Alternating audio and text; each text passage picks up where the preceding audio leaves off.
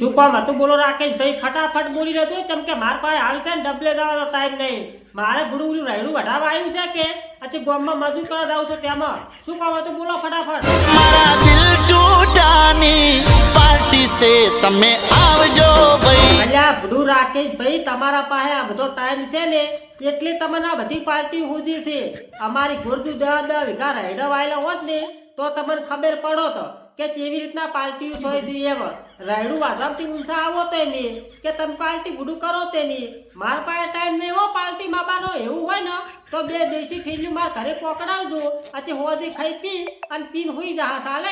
કશો દો નહીં હારું કશો દો નહીં. બરોબર બન્યો. અને હું શું કહું રાકેશ ભાઈ હમણે ભૂડુકું થોડીક તંગી આવી ગઈ છે પૈસામાં. કેમ કે તમે તો એમ કે પાર્ટી કરો છો એટલે પૈસા આશીતાર પાર્ટી કરતા હશો કે.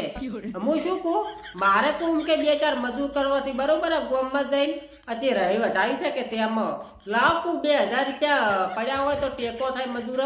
પૈસા નથી. ઓહ તારી એટલે તમને એમ કે ભાઈ બંધા જોડે પાર્ટી કરવી હોય એટલે પૈસા મળે છે બરોબર. અને અમે એમ કે ગરીબ મોણા 2000 રૂપિયા તો ઉસી ના માંગી તમને 2000 મળતા નથી કેવું પડે હો. કશો વાંધો નહીં પણ હું શું કહું રાકેશ ભાઈ પેલી 2 ઠેલિયું ના ભૂલતા પાછી દેશી હોતી પકડાઈ જઈશું. શું કેમ કે રાયડું વાઢીને એમ કે થાચા પાછા ઘરે આવે ને તો પીન હોઈ જરા કે થાક ઉતરી જાય બધું તેમાં કહું છું. અને પકડાવજો એમ કહું છું હો. હા તો કશો વાંધો નહીં નીકળ. હું શું કહું નહીં ના બેન જો હબળો મારી વાત મેં વાઈ છે ભાગવી 10 વીઘા રહી બરોબર. આ શેઠિયો નબળો તેમાંથી કાલની વાતો ખાઈ પીને ચેડે છો છે. મન કે રહી વાઢો ન કે પાચીન કે ઘરે રહી છે. હવે અતે મારે જોવી છે 2-4 મજૂર. પછી હું ગામમાં આવું છું 2-4 મજૂર કુ થઈ જાય નો શું વાકરો નહીં ના બેન એટલે હું ગામમાં ના આવું એમ. મને લાગે ગામમાં મજૂર નહીં હોય બધા બટાકા ટોલમાં જતા હશે કે તેમાં આ કશો વાંધો નહીં. કદાચ મજૂર ગામમાં ના હોય તો હું ગામમાં વળી આવી શું કરું. પણ હું શું નહીં ના બેન તો હું મારા મોબાઈલમાં સ્ટોરી સ્ટેટસ લગાવું છું. કદાચ જો એ જોઈને એમ કે કોઈ માણસો કદાચ ફોનમાં જોવે કે ભાઈ એમ કે સ્ટોરી સ્ટોટસ છું આ સ્ટોરી સ્ટેટસ કોક કીધી ને એ લગાવી અને કદાચ હું રાખું તો ચાલે કે જોઈને એમ કે માણસો મારા કે નંબર પર ફોન કરશે કે અમારે મજૂરી આવવું છે તો એ તો ચાલે કે સ્ટોરી સ્ટેટસ લગાવું તો. ઓ તારી એટલે માર ફોનમાં હું સ્ટોરી લગાવું સ્ટેટસ લગાવું મન ચો કેનારો છે મારું કોઈ ધણી છે નહીં ના બેન તમે કેવી વાત કરો છો. મારે તો મજૂર લાવવા માટે હું ગમે કરું હું તો સારું કામ કરું થોડું ખોટું કામ કરું છું. મારે કોઈ એમ કે કોઈ સ્ટોરી સ્ટેટસ લગાવીને કોઈને મર્ડર કરવા નથી. મારે કોઈ ખૂન ખરાબા કોઈ પૂછું કરવાના નથી. મારે તો મજૂર લાવવા છે રહી વાળવા એટલે કહું છું. હું તો સ્ટોરી લગાવશું સ્ટેટસ લગાવશું અહીં સ્ટોરી સ્ટેટસ લગાવશું તો શું કરશે એમ કોઈ. મારા બાપને ખબર પડશે તો જીવ તો મારી નાખશે. ઓહ તારી એટલે અત્યારે તો મારું શું ભલાઈનો જમાનો જ રોજ નહીં. કેમ તમારા બાપને ખબર પડશે મને જીવ તો મારી નાખશે એટલે તમારા બાપનું બી બગાડ્યું શું છે.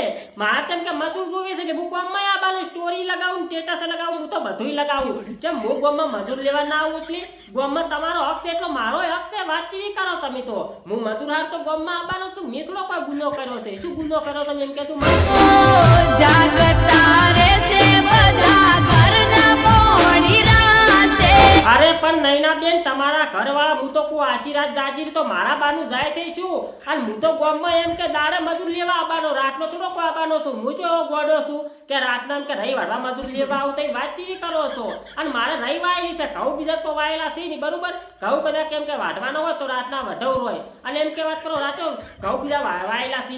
મારે તો રહી વાયેલી છે રહી પૂછું અને હું શું નૈના બેન આ તમારા ઘરવાળા છે મોડી રાત તેમ કે જાજી છે. તને મારવાના પ્લાન હોય છે વાતે વાતે. શું વાત કરો નૈના બેન એટલે તમારા ઘરવાળા એમ કે મને મારવા ફરી રહેશે એમ ને. કશો વાતો નહીં પણ મારું શું તમારા ઘરવાળા છે મને મારવા ફરી રહેશે કોઈ ખબર નહીં પડતી. આ વાતમાં શું છે ખબર નહીં પડતી બોલો. હા હવે તો નૈના બેન હવે મને ખબર પડી. મને લાગે તમારે રહી વઢાતી હોય ને એવું લાગે છે. જેમ કે તમારે એમ કે રહી વઢાય છે એટલે તમારે ગામવાળા મજૂર બધાને લઈ જવા છે અને અમારે કોઈ મજૂર આવા જેવા છે નહીં એટલે મને લાગે બધા મને મારવા ફરી રહ્યા છે. કોણ કશો વાંધો નહીં પણ એવું ગામમાંથી મજૂર નહીં લાવો અમે બીજેથી મજૂર લાવશો.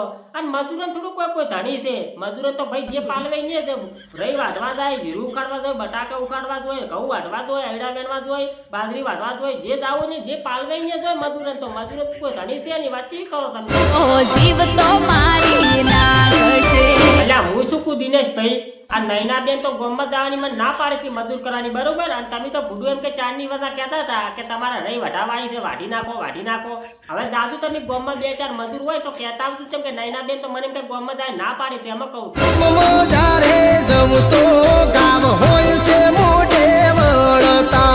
અલ્યા પણ ભૂડું દિનેશભાઈ અત્યારે તો એમ કે બળતરિયા ઘણા છે ઓમે, તમે જે જુઓ ને બળતરિયા જ ઉપાસ્યા છે.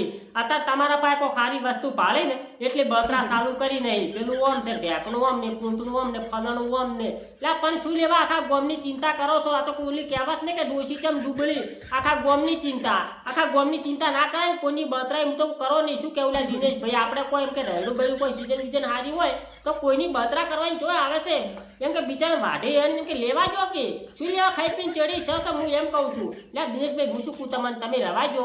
હવે મારે જ જવું પડશે ગોમમાં, કો તો ચોકથી આજુબાજુના ગોમમાંથી મારે મજૂર લઈને આટલી રહી વટાવી છે, હોયથી પૈસા મારે છુટકારો પામવો છે, હોય રહેવું જ નહીં, મારે ભાગ બોધવો જ નહીં. માતાની છોકરું ખોટું કે હું તો કંટાળી ગયો છું હવે. કશો દો નહીં હારું, કશો દો નહીં. તો જય માતાજી બધા મિત્રોને. તો મિત્રો આ વિડીયો ખાલી મનોરંજન માટે બનાવ્યો હતો, એટલે કોઈએ દિલ પર લેવો નહીં. અને તમને તો ખબર જ છે કે અમે દરેક કલાકારનું દિલથી સન્માન કરીએ છીએ, એટલે કોઈ કલાકારને ઠેસ પહોંચે એવો કોઈ અમારો ઈરાદો છે નહીં. એટલા માટે મિત્રો તમને જો આ વિડીયો ગમતો હોય તો વિડીયોને લાઈક કરજો, અને ચેનલમાં કોઈ નવા આવ્યા હોય તો ચેનલને સબસ્ક્રાઈબ કરવા ના ભૂલતા. જય માતાજી બધા મિત્રોને.